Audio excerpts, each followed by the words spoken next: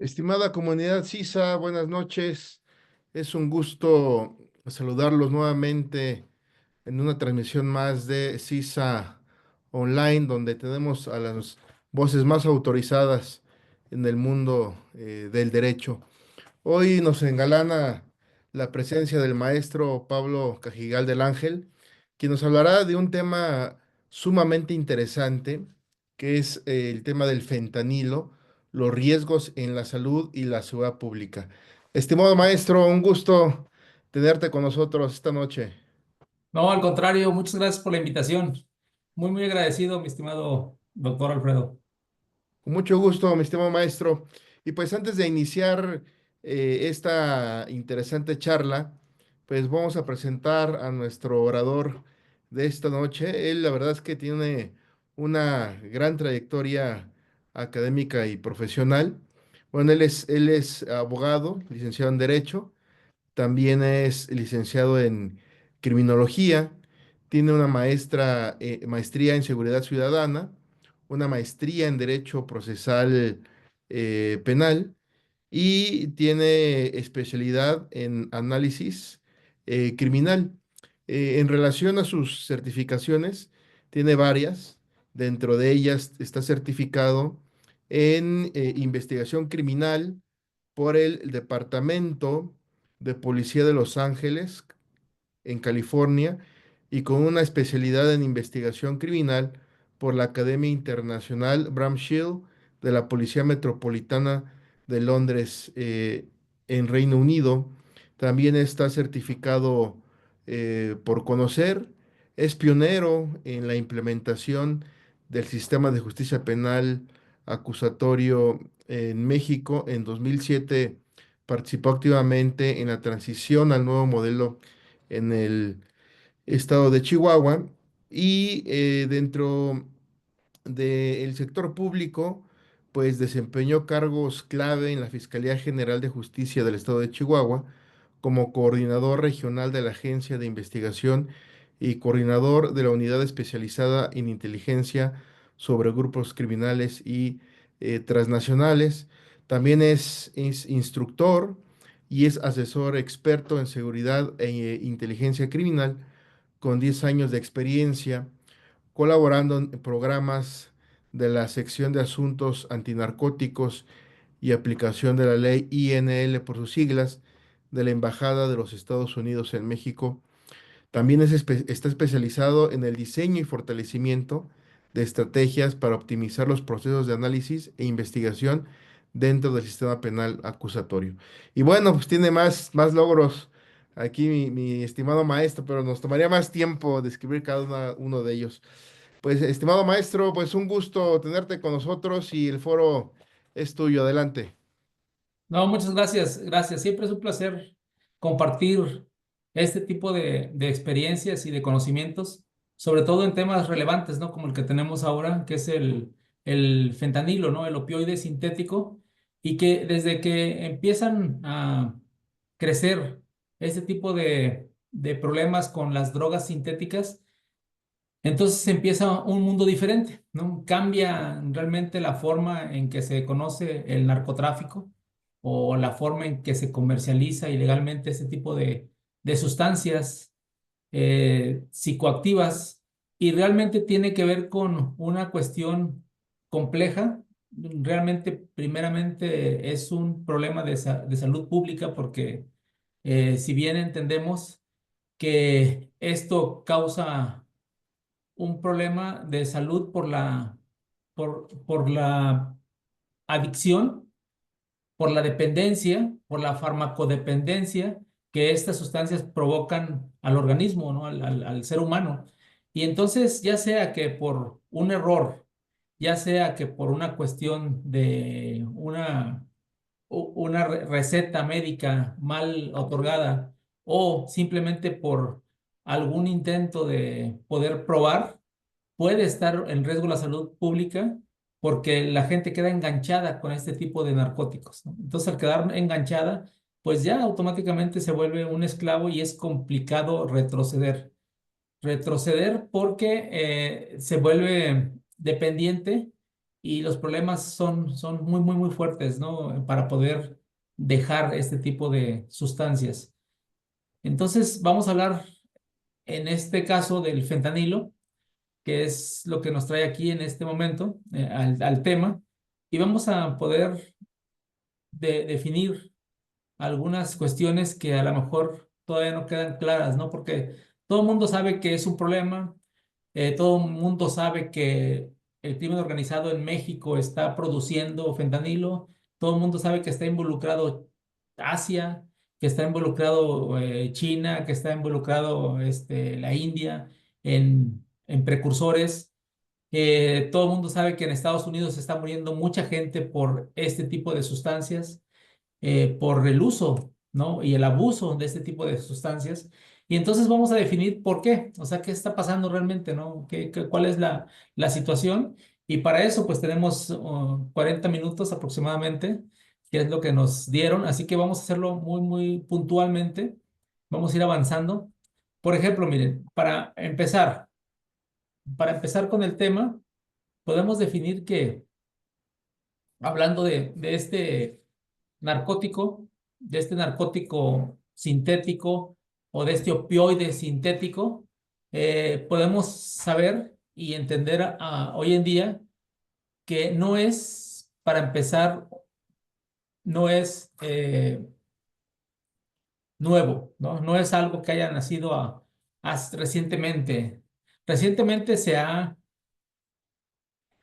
hecho muy famoso, ¿no? Pero no es realmente nuevo. Esta sustancia la crea la hace el doctor Paul Jensen en 1960. Y lo hace precisamente porque en 1960, antes de ese año, la única sustancia que existía para mitigar los dolores fuertes, era la morfina. Únicamente existía la morfina para poder atender los dolores fuertes de cualquier organismo humano en todo el mundo. Y no era suficiente. Es decir, que no era suficiente, que las personas aún sentían dolor, aún a pesar de que podían consumir grandes dosis de morfina, aún tenían dolor. Por ejemplo, en una cirugía, la anestesia era a través de morfina y no era suficiente. Las personas cuando estaban siendo intervenidas tenían dolor o con dolores muy, muy fuertes o dolores graves o heridas graves por la guerra, también las personas aún seguían sintiendo dolor. De hecho, hay estadísticas hoy en día que las personas morían por sobredosis de morfina porque antes de que quitaran el dolor o antes de llegar al nivel de desaparecer el dolor, llegaba primeramente la sobredosis por una ingesta excesiva de morfina. Y entonces, este médico define o hace o crea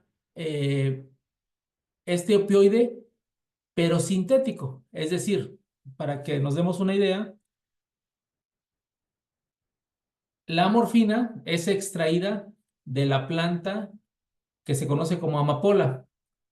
Esa planta de amapola da un bulbo, como el que vemos aquí en esta imagen, da un bulbo y en ese bulbo, al momento de que se raya, se extrae una goma que se conoce como goma de opio. Y entonces a partir de ahí es como entonces se derivan varias sustancias como la morfina, la codeína o la heroína, ¿no? Como las conocemos. Y es como entonces o la obtenemos o se obtiene este tipo de sustancias. Sin embargo, cuando hablamos de un opioide sintético, como fue el que creó Paul Jensen, estamos hablando de que no tiene nada de vegetal, no tiene nada de natural. O sea, ahí ya es 100% creado por un laboratorio. Entonces, ¿qué hizo? Básicamente se copia la molécula de esta planta, del opio, del opioide, se copia y entonces químicamente lo potencializan, ¿no? Entonces es como funcionó. ¿Y qué hace el doctor? el doctor Jensen. Entonces, sintetiza este tipo de sustancia y entonces se conoce como fentanilo, ¿no?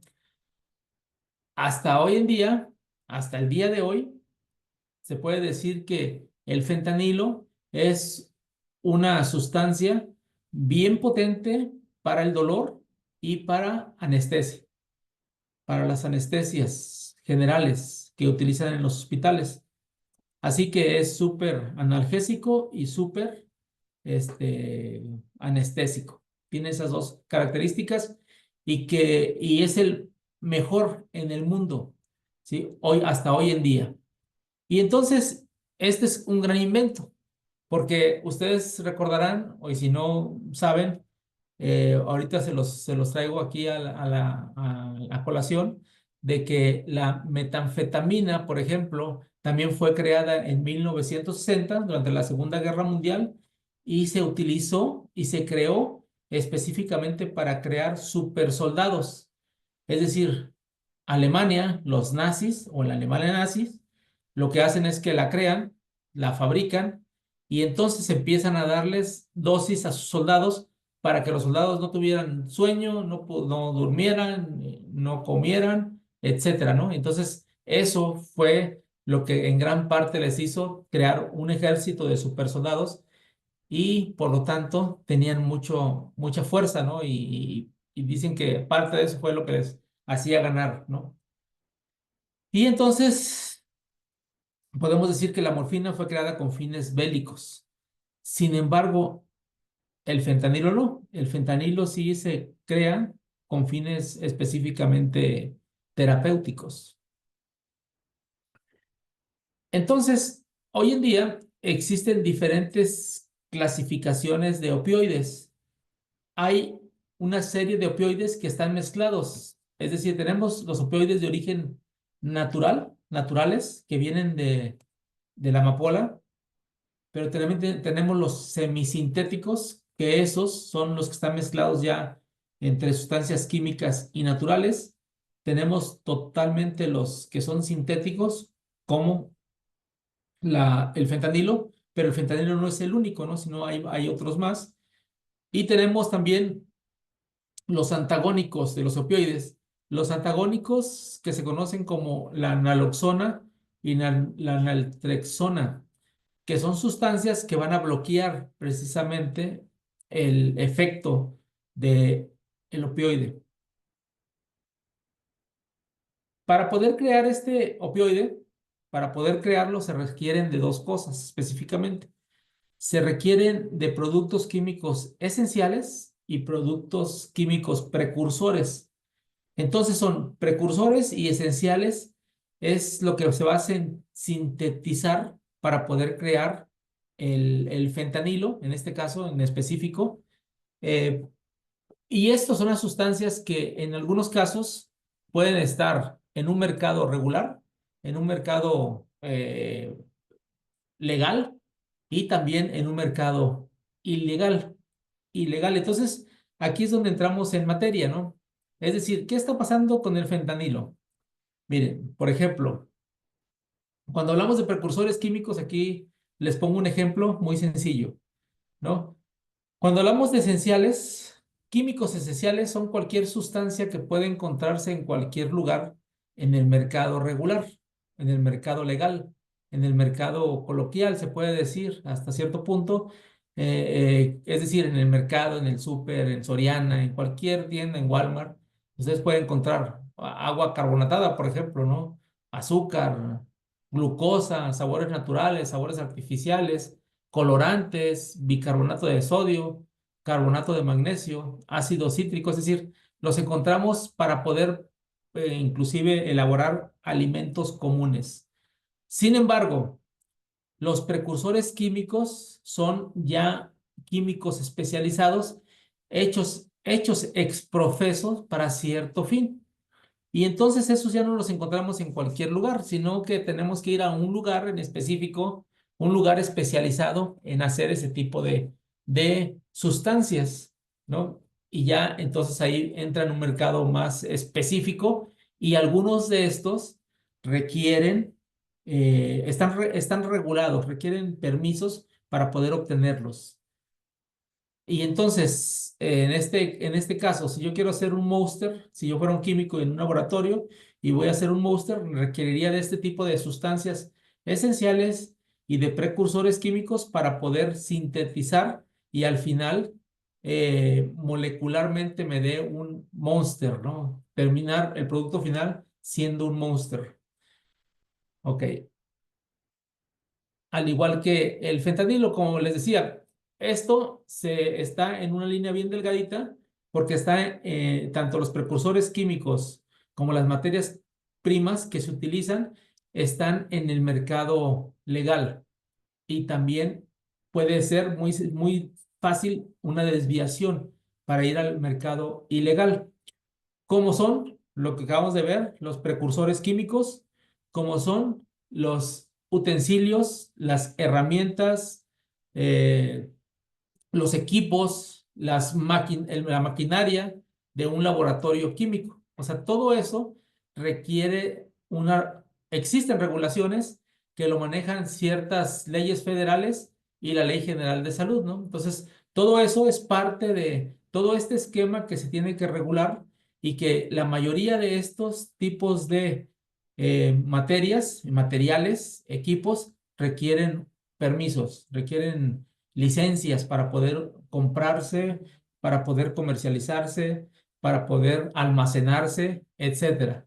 Entonces es importante conocer esto, pero también es importante saber que esto es muy sencillo también desviarlos, ¿no? Por ejemplo, un dato sencillo, ¿no? Si yo compro una máquina para fabricar pastillas, ¿no?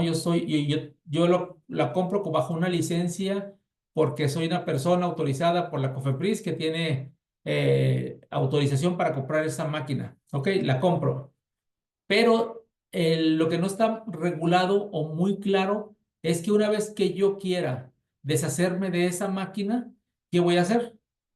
La desecho solamente, la tiro, la pongo en el bote de la basura o la revendo o qué hago. Es ahí donde empieza esta situación anómala, ¿no? Donde dicen, bueno, ¿qué está pasando? Entonces ya yo, como tengo autorización, entonces voy y compro otra máquina nueva, pero ¿qué hice con la anterior?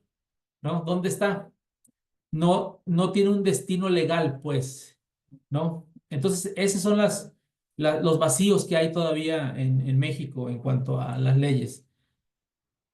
Y por lo tanto es sencillo armar un laboratorio con puro producto desviado. En este caso, ustedes pueden ver esta ruta para sintetizar fentanilo.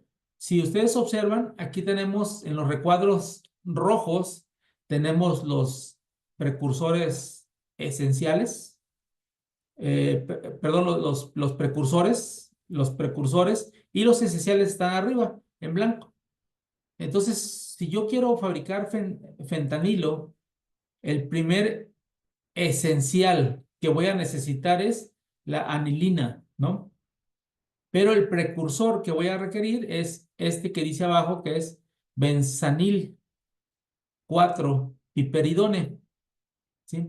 Y entonces empiezo a trabajar esta parte en pasos y voy creando paso por paso esta síntesis molecularmente. Si ustedes se fijan cómo las moléculas van cambiando a la síntesis de cada sustancia, ¿sí? Hasta poder llegar y al final obtener fentanilo, ¿no? Una vez que las moléculas entonces ya se unen y se sintetizan, entonces queda el fentanilo como tal. Ya no se llama de otro nombre, ya no tiene otro nombre, sino que ya es fentanilo como tal.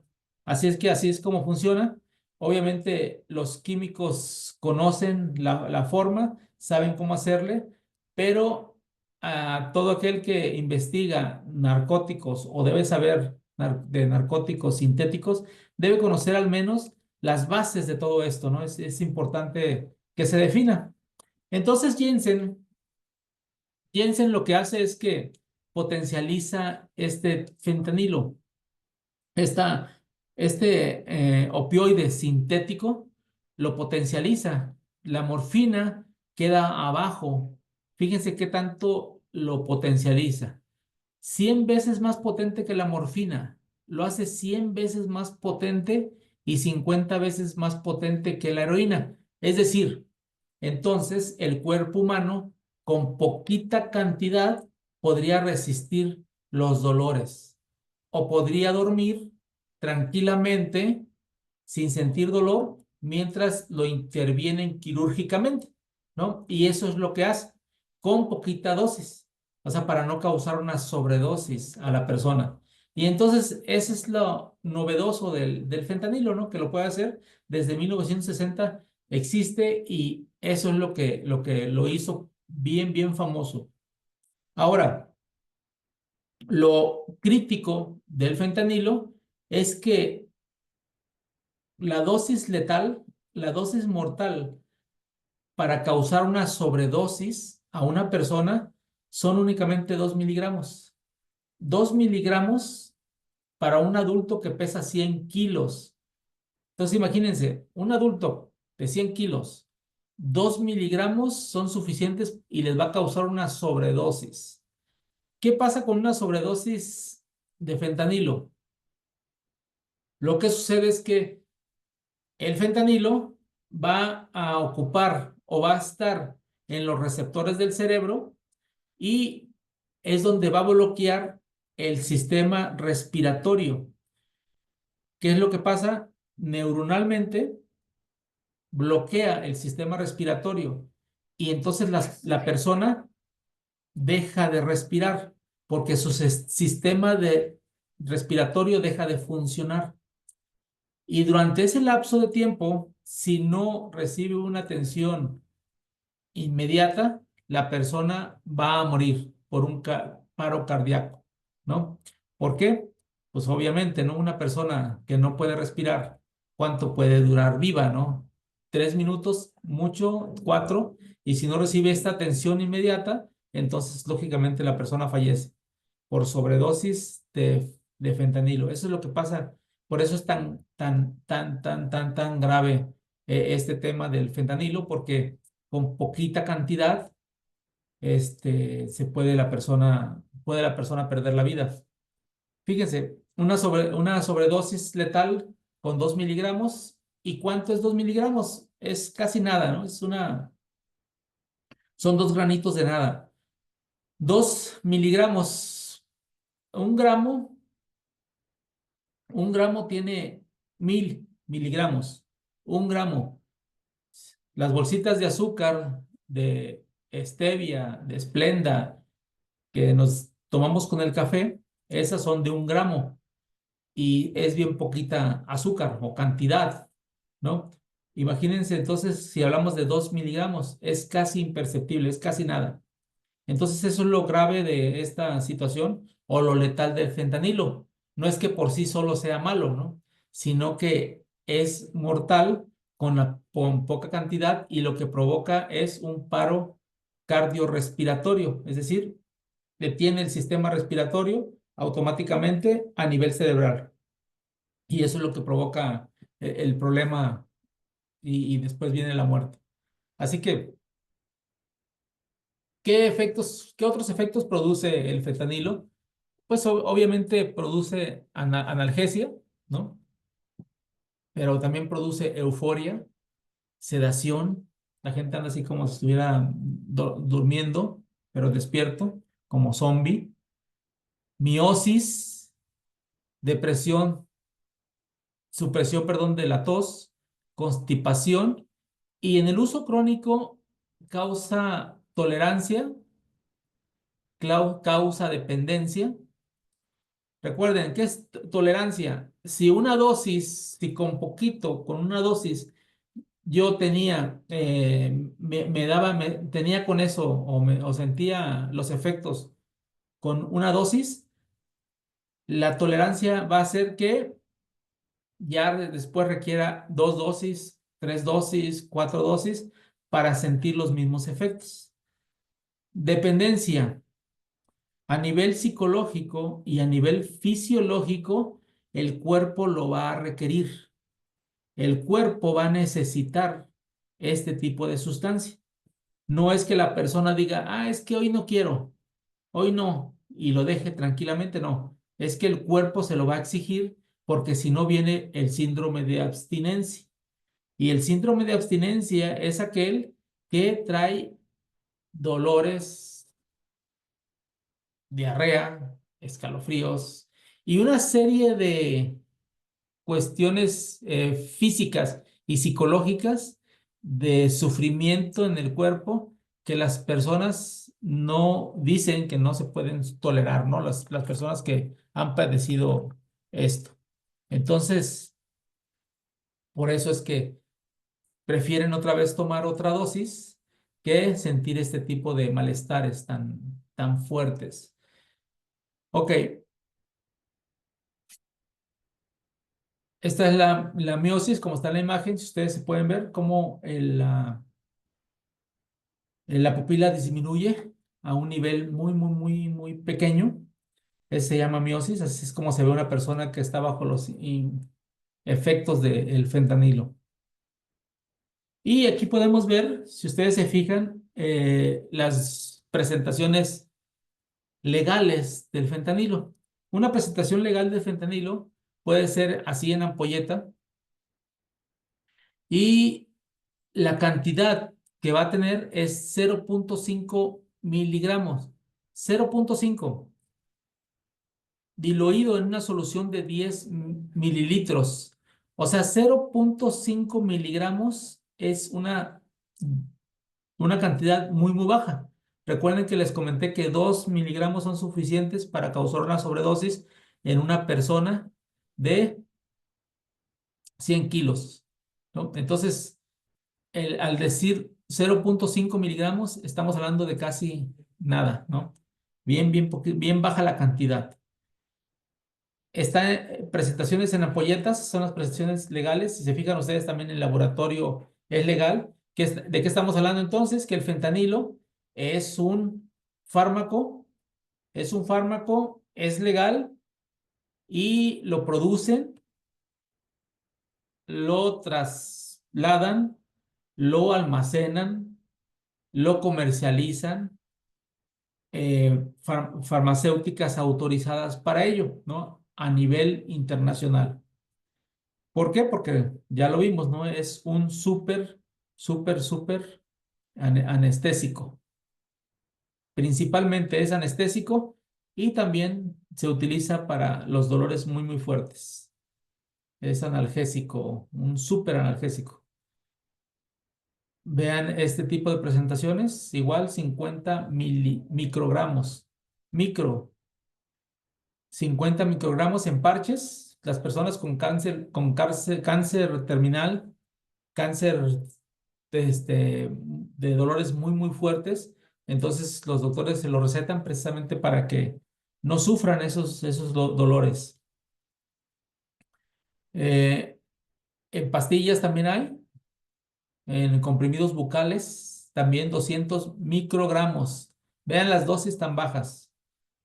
En paletas, esas paletitas que se utilizan para emergencias médicas, cuando una persona está muy mal, herida, que no sé, que se le cayó un edificio en derrumbes, en terremotos, en guerras, y que la persona está sufriendo de dolores muy intensos porque a lo mejor tiene todo el cuerpo quebrado, a lo mejor no tiene una pierna, a lo mejor está agonizando por que no tiene un brazo, etcétera.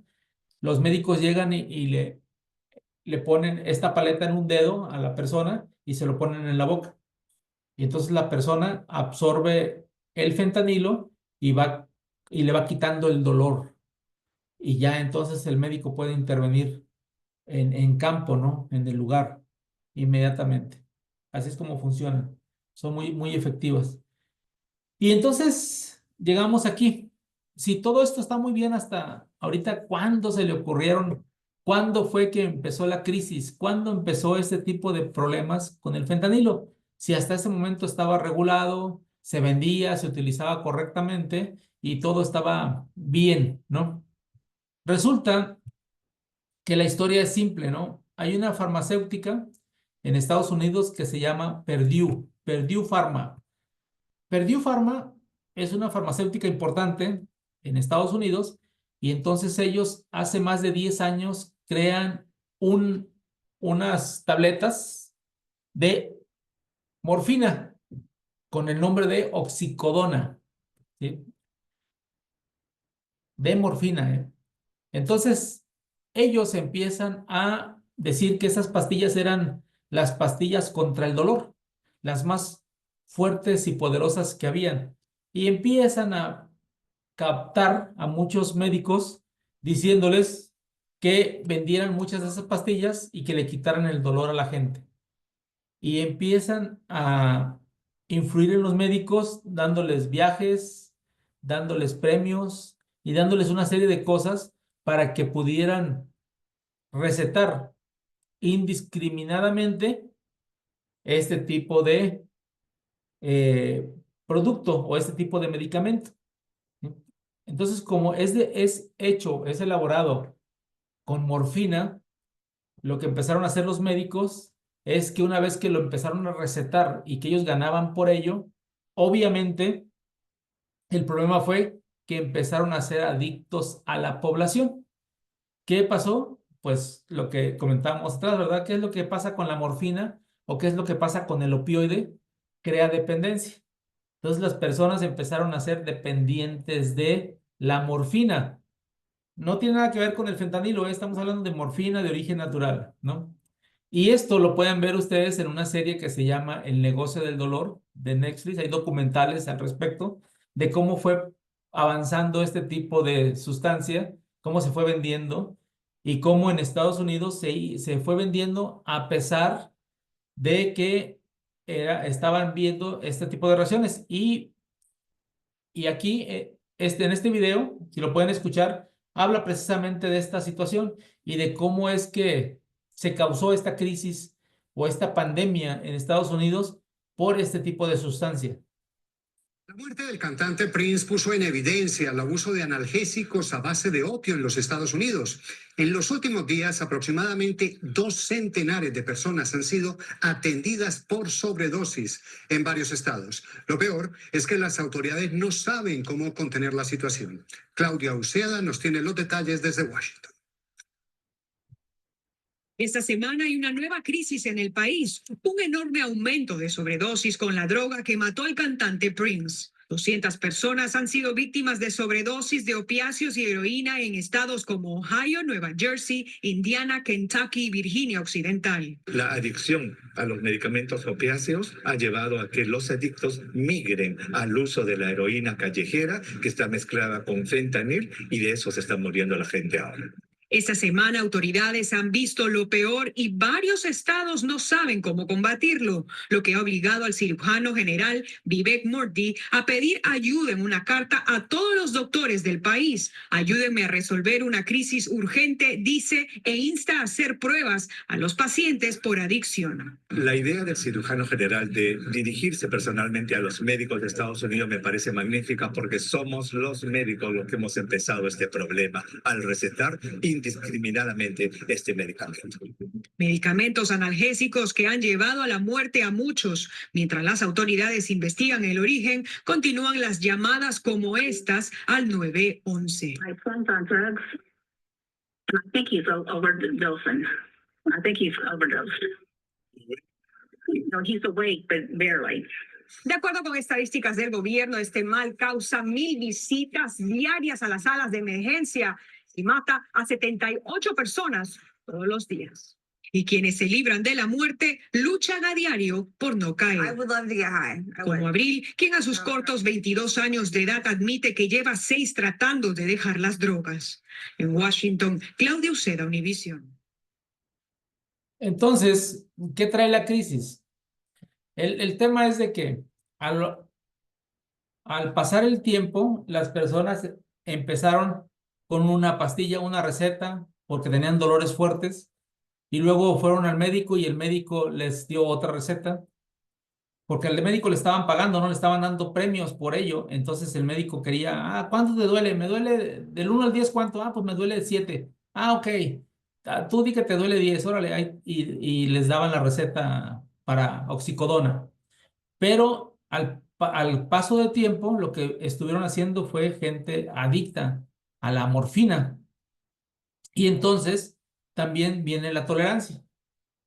Y las personas entonces que necesitaban una receta con una cajita de pastillas, después necesitaron 2 recetas y después 3 recetas, y así fueron subiéndole a la necesidad, porque entonces si se tomaban una pastilla diaria, después necesitaban 2 o 3, y así es como fue creciendo este tipo de problemática. Es decir, empezaron a ver una gran adicción y no no solamente de personas improductivas, ¿no? De la sociedad, ¿no? Estamos hablando de personas del sector productivo de la sociedad, es decir, estamos hablando de maestros, de ingenieros, de abogados, de personal que trabajaba, inclusive policías, etcétera, ¿no? O sea, todo el mundo iba al doctor y pues con la confianza de que si el doctor me lo receta, pues yo me lo tomo, ¿no? Y si me quita el dolor, pues a todo dar. Y entonces eso es lo que estaba sucediendo en ese tiempo en Estados Unidos, y resulta que a lo largo del tiempo la gente empezó a ser ya más dependiente de la morfina. Tan es así que empezaron la gente a parecer ya adicta como cualquier adicto de la calle, ¿no? Y muchos de ellos están ahorita en condiciones de calle. Es decir, ya llegó el momento que ya ni siquiera trabajaban ya bajo los efectos de esta sustancia. Y entonces también empezaron a venir las sobredosis. ¿Por qué? Porque volvemos a lo mismo, ¿no? Las personas empezaron a consumir tanta morfina que primero llegaba la sobredosis que la sensación que estaban buscando. Y entonces empezaron las situaciones graves de Estados Unidos sin necesidad de que fuera fentanilo, ¿eh? Esto empezó antes del fentanilo. Y luego entonces empieza una restricción, es decir, empiezan las autoridades a investigar las causas, consecuencias, y empieza la DEA a investigar. Y esto que ven en las imágenes es precisamente este tipo de clínicas para el dolor, les llamaban ya. Ya había clínicas como si fuera Oxxos en México, ¿no? Una clínica que en cada esquina, y entonces lo que hacían era vender esto nada más, puros, así le llamaban, clínicas para el dolor. Y había este tipo de filas afuera, y adentro, en la sala de espera, había este tipo de personas, grandes cantidades de personas, esperando tener la consulta para que el médico les diera la receta para poder ir a la farmacia a surtirla de oxicodona. Así es como estaba la situación. Eh, con el tiempo, lo que pasa es que empiezan a restringir ya las recetas, es decir, a los médicos los empiezan a asustar, porque fíjense que parece sencillo y no.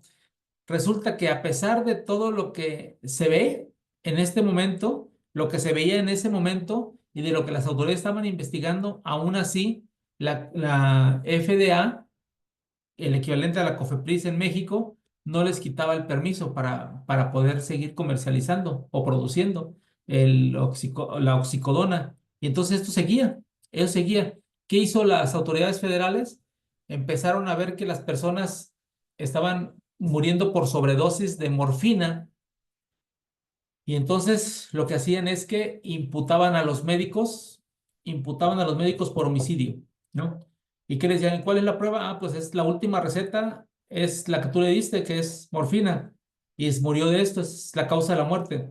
Y entonces esto espantó a los médicos, ¿no? Porque eran procesados por homicidio, y por lo tanto los espantó, los asustó, y entonces dejaron de recetar indiscriminadamente. Ese fue una de las medidas, y hubo varias, ¿no? Varios tipos de medidas. Entonces, se redujo la forma de venta indiscriminada que había de este tipo de fármaco. ¿Y qué fue lo que pasó? Que la gente no dejó de consumir, ¿no? No crean que ya porque, ya no venden, ya no voy a consumir. No, al contrario, empezó a buscar en el mercado negro, ¿no? Empezó a buscar esta pastilla. Dijeron, oye, ¿dónde podemos conseguir la pastilla azul? La pastilla azul. Decían, ¿dónde la podemos conseguir?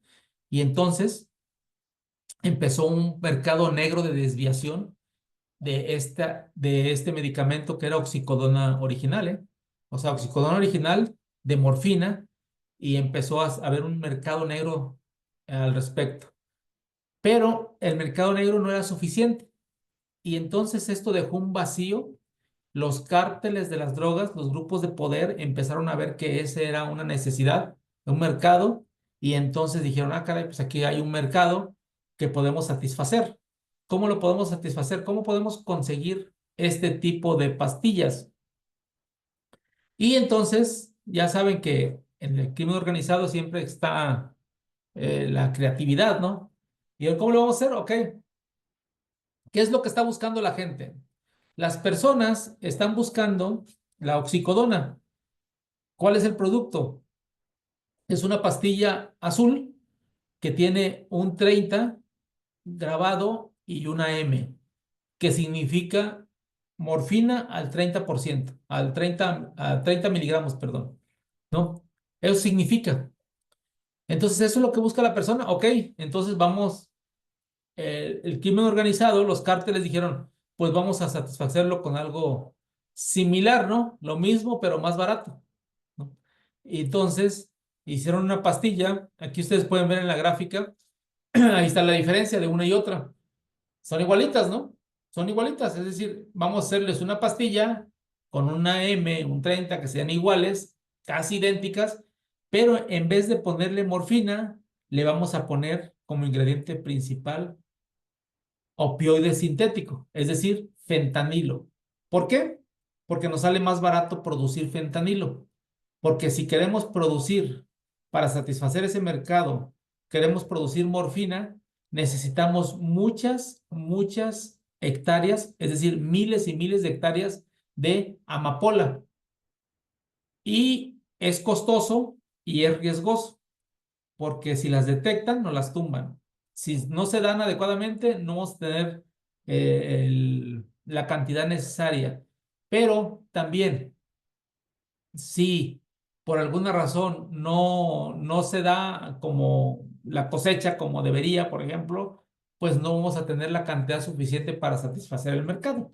O sea, es muy costoso hacerlo por la parte natural.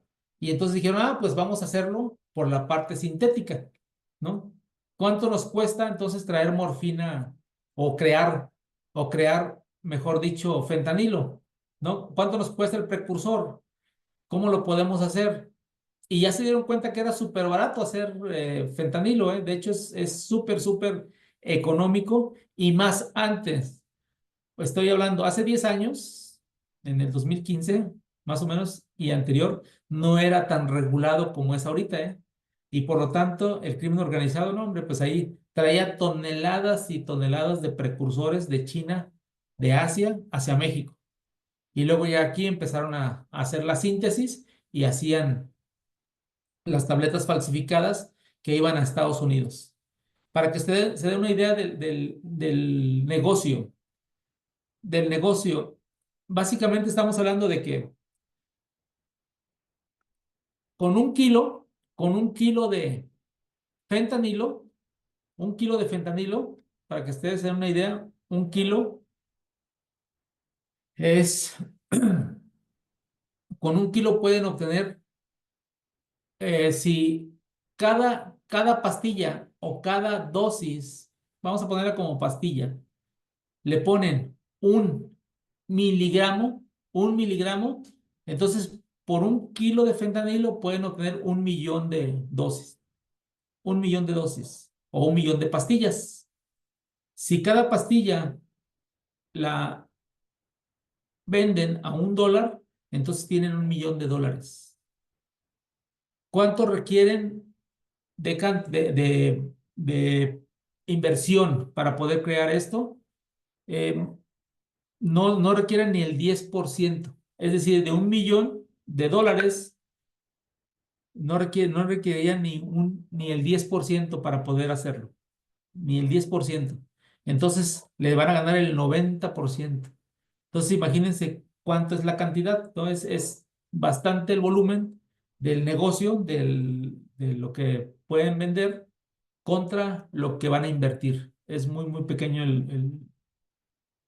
la inversión por el beneficio. Así que por eso el crimen organizado vio esta oportunidad y empezó por ahí, ¿no? Y empezó a crear este tipo de pastillas, mandarlas a Estados Unidos y entonces empieza el mercado ilegal de las pastillas oxicodona. En México no se venden, ¿eh? En México ni se conocen. Aquí van a la farmacia y piden oxicodona, no saben, les van a decir que aquí en México no hay, ¿no? Porque no se venden. Pero fíjense, les voy a decir por qué viene la mortandad. El tema es de que en un laboratorio legal, regular, con el nivel de calidad, con químicos especializados, etcétera, etcétera, etcétera, obviamente le ponen la cantidad correcta a cada pastilla, ¿no? A cada pastilla va con la cantidad adecuada por envase, por pastilla. Pero en un laboratorio ilegal, en un laboratorio hecho en casero, inclusive con utensilios o herramientas rudimentarias, no va a quedar igual, no va a quedar cada pastilla con la dosis adecuada, es decir, la mezcla es irregular. Para poder crear pastillas se requiere algo que se llama ligante y el ingrediente activo, como es la imagen que les estoy poniendo aquí. Si ustedes se fijan, el ingrediente activo es el que está de color como guinda y vean cómo se mezcla. Si se mezcla inadecuadamente, unas partículas van a quedar más cargadas que otras en la mezcla. Y cuando se hagan las pastillas, entonces unas pastillas van a quedar más cargadas que otras del ingrediente activo. Y entonces, esto era lo que estaba sucediendo y lo que está sucediendo, que estadísticamente dicen que en Estados Unidos determinaron que 7 de cada 10 pastillas tenían más de 2 miligramos. 7 de cada 10 pastillas. Por lo tanto, una vez que llegaban al mercado, a las calles, y que las personas consumían esta pastilla, era como la pastilla de la muerte, ¿no? Podía ser la que estaba más cargada y inmediatamente venía la sobredosis.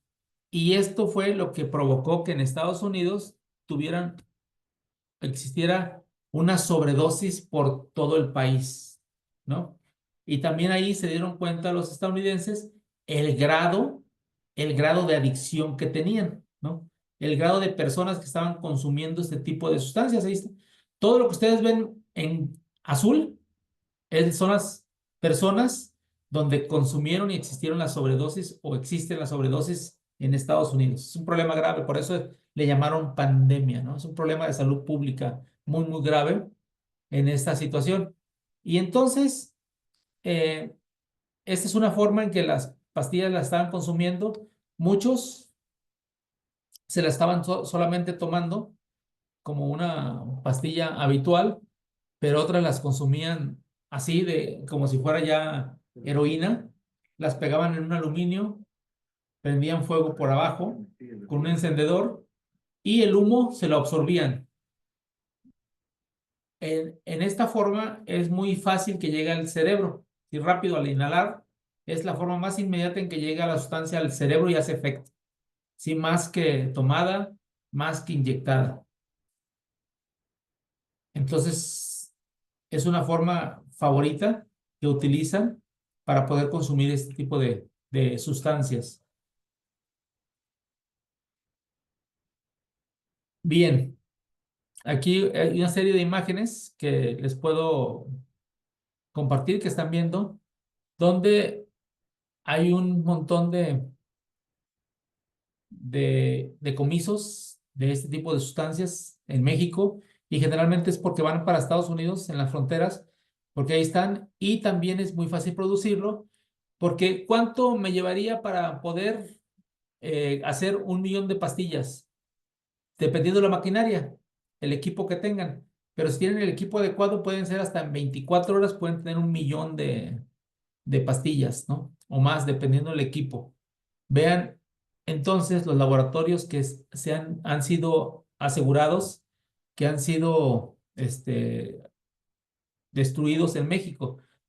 No están allá a las afueras, a el campo abierto, ni a cielo abierto, ni allá donde regresa el aire, en la sierra y todo eso. No. Están en casas habitaciones, en una casa de Infonavit, en una casa de cualquier, ¿cómo se llama? Fraccionamiento, de cualquier colonia, de cualquier ciudad. Vean, vean las habitaciones, cómo son acondicionadas como laboratorios. Ahí están las habitaciones convencionales de una casa normal y vean cómo las están acondicionando como laboratorios. Y ahí tienen todos los precursores químicos y los químicos esenciales para poder producir. Vean cómo lo están utilizando. Entonces, eso es lo que está sucediendo con el fentanilo. Obviamente, la tecnología va avanzando. Obviamente, tenemos ya ahorita un montón de elementos, de herramientas para poder detectar e inclusive para poder saber si es fentanilo o no. Y bastantes protocolos que se pueden utilizar, por ejemplo, a nivel de primer respondiente, ¿no? Los primeros respondientes que están más expuestos a poder obtener una sobredosis accidental por fentanilo requieren precisamente de conocer y practicar ciertos tipos de protocolos de que qué hacer en caso de, ¿no? Porque está pasando, como en Estados Unidos, donde este oficial de policía, vean cómo es que, Un oficial de policía. vean cómo cae solamente por estar haciendo una inspección en un vehículo. Levanta la cajuela, abre una bolsa y solamente las partículas que hay en el aire de fentanilo son lo que los hace, le hacen que le cause una sobredosis, ¿eh? Observen. Fue salvado por su compañero luego de sufrir una sobredosis de fentanilo al procesar un cargamento de drogas. Como vemos, pocos segundos después de exponerse a la peligrosa sustancia, la gente se desplomó en el suelo. Su compañero corrió a asistirlo prometiéndole que no lo dejaría morir y le administró un spray nasal de Narcan que se usa para revertir efectos adversos de opioides. La policía hizo público el incidente para ilustrar los peligros de estas drogas. Vean entonces cómo es para estas personas que están haciendo su trabajo como primeros respondientes, por estar atendiendo una emergencia, por estar haciendo una revisión, una inspección o cualquiera de estas, y no saben si se pueden encontrar con este tipo de sustancias, pero si se encuentran con ellas, deben de saber qué hacer, porque vean este oficial, o sea, inmediatamente al poder respirar esta sustancia, automáticamente bloqueó lo que les comentaba, bloqueó los receptores del cerebro que tienen que ver con el sistema respiratorio y entonces una vez que dejó de respirar, automáticamente cayó. Y este oficial estaba consciente, ¿eh? Están conscientes, pero no pueden hablar. Saben que están ahí, saben que lo que está pasando, pero no pueden respirar. Entonces es complejo. Y si no reciben este tipo de antídoto, entonces pueden morir. El antídoto se llama naloxona. En México lo tenemos solamente en esta presentación, porque en México todavía sigue siendo una sustancia que está regulada y que no es de venta libre y que se requiere receta médica para obtenerla. Y casi es de uso hospitalario. No se puede usar en otra parte. Porque en México no han destrabado esta situación. Sin embargo, en Estados Unidos, ante la necesidad, lo hicieron de venta libre, lo hicieron en este envase que es en aerosol nasal, precisamente para que cualquier persona lo pueda traer consigo y en caso de una sobredosis accidental lo puedan utilizar inmediatamente, ¿no? Para atender a la persona y salvarle la vida. Esto acompañado con respiración cardiopulmonar. También existe estas otras presentaciones que son los antagónicos y que se pueden utilizar, ya hay varios, y que igual son de venta libre y se pueden conseguir sin problema en Estados Unidos. En México aún no se han desbloqueado esa parte para que puedan venderse también igual que en Estados Unidos. Sin embargo, la necesidad ya existe, ¿eh? En México también las personas que se dedican a esto se están enfrentando a este tipo de problemas sin tener el antídoto en la mano. Y sí, y se han causado sobredosis.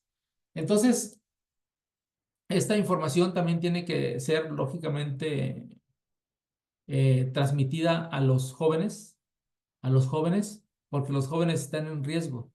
Los jóvenes hoy en día no pueden experimentar absolutamente nada de que una pastillita, a ver qué sientes, nada, porque puede ser esa pastilla que tenga una cantidad excesiva de narcótico, de fentanilo, y puede ser la última vez que suceda como está sucediendo en Estados Unidos con los jóvenes, que por primera vez prueban su primer eh, droga y resulta que es una pastilla mortal de fentanilo, ¿no? Entonces, todo eso es lo que tenemos que hablar, es algo que se tiene que hablar, que es un problema real y que apenas empieza. Esto apenas empieza, no es algo que vaya a hacer, que se vaya a acabar y es un problema aislado de Estados Unidos, no.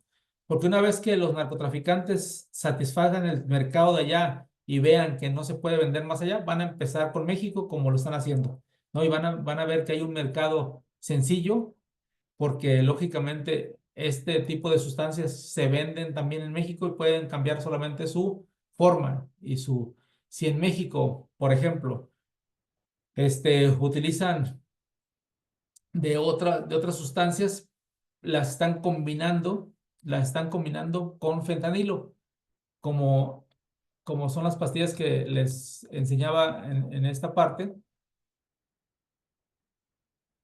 donde ya están utilizando en México el crimen organizado está produciendo este tipo de pastillas. Este tipo de pastillas, por ejemplo, aquí vemos una Xanax, ¿no? Y la Xanax la utiliza la gente, o éxtasis, la utiliza la gente en México, ¿no? Que va a la fiesta y una éxtasis o un Xanax o lo que sea. Pero resulta que estas pastillas ya no son Xanax, ya tienen fentanilo también.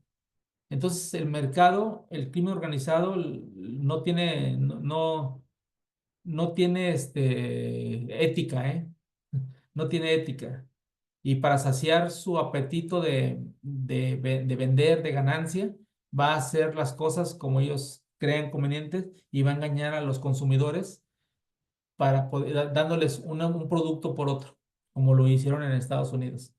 Así que espero sinceramente que esta presentación también sea de utilidad para que hacer conciencia, ¿no? De lo que está pasando hoy en nuestro mundo y tengamos mucho cuidado con este tipo de sustancias, con las drogas sintéticas, eduquemos a los hijos de lo que está sucediendo y pueda servir precisamente para poder prevenir también este tipo de pláticas.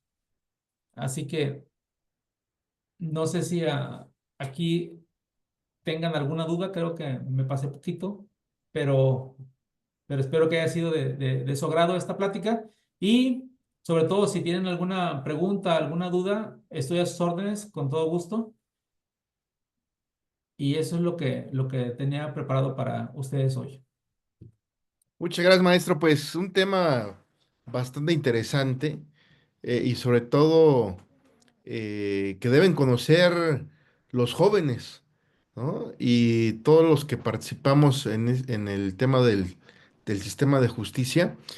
Por Facebook nos realizaron varias preguntas, algunas de ellas las fuiste contestando en el transcurso de la presentación, pero tenemos una más.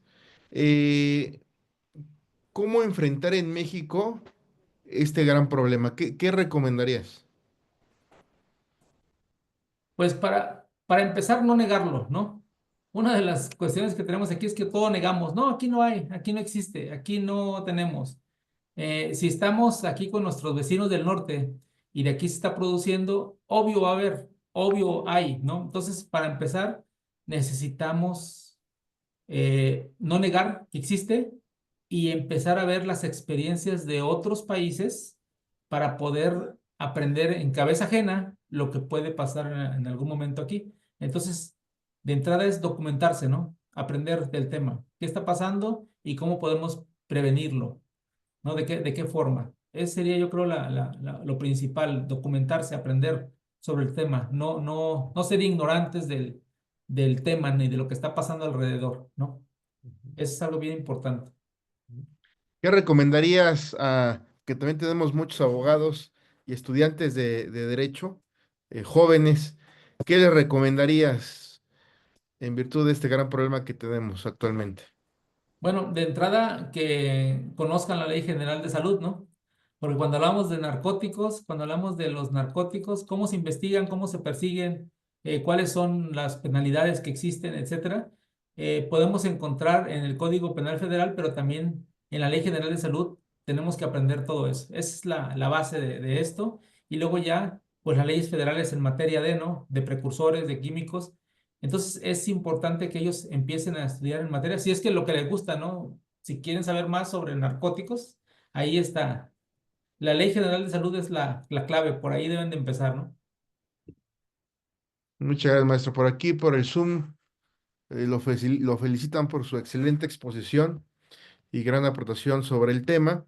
Y también, compañeros, comentarles que el maestro Pablo Cajigal también es fundador y miembro de la Comunidad Internacional de Inteligencia, especialistas en investigación criminal. Estimado maestro, no sé si usted tenga alguna redes sociales o algún medio por medio del cual lo puedan contactar. Sí, claro, así mismo. Así, Comunidad Internacional de Inteligencia. Búsquenos ahí en el Facebook. Estamos en el Facebook, en todas las redes sociales. Estamos ahí presentes, ¿sí? Para servirles. Tenemos una comunidad que nos dedicamos más a la investigación, pero también tenemos y hacemos equipo con diferentes analistas de diferentes partes del mundo, donde nos conectamos y nos compartimos información de manera rápida, ¿no? Sin, sin tener los canales esos a veces rigurosos de institucionales, ¿no? Entonces, nos compartimos información, así es como nos damos cuenta de qué está pasando en diferentes partes del mundo. Así que es interesante esta comunidad y nos gustaría, lógicamente, si alguien está interesado en unirse, adelante, ¿no? Con todo gusto. Ujú. Perfecto, maestro, pues qué gran gusto tenerte aquí en este espacio. Te agradezco infinitamente pues el tiempo y la exposición en este tema. Y pues no sé si quieres agregar algo más ya para finalizar. No, al contrario, mi estimado maestro Alfredo, gracias por la invitación. Siempre es un placer hablar del tema. Siempre es bueno que las personas empiecen a aprender sobre cosas que están pasando y que todavía van a dar de qué hablar. Y obviamente siempre tener esa gran necesidad de aprender, ¿no? Nunca hay que dejar de aprender porque si no, entonces nos quedamos, nos atrasamos. Así que hay que siempre seguir este caminito de aprender, de estar conectados, de dedicarle una o 2 horas. Así que agradezco de veras el esfuerzo de conectarse, de estar atentos y de escuchar. Muchas gracias. Perfecto, pues muchas gracias, mi querido maestro. Te envío un fuerte abrazo y esperemos que no sea ni la primera ni la última vez que te tengamos por acá. Ahí te vamos a estar molestando con otras charlas. No, con gusto. Estoy a su ¿Eh? orden. Muchas gracias, un fuerte abrazo y esperen nuestra próxima conferencia. Estén pendientes y bueno, pues que tengan buenas noches y cuídense mucho. Maestro, un abrazo a la distancia. Hasta luego. Muy buenas noches. Gracias. Hasta luego.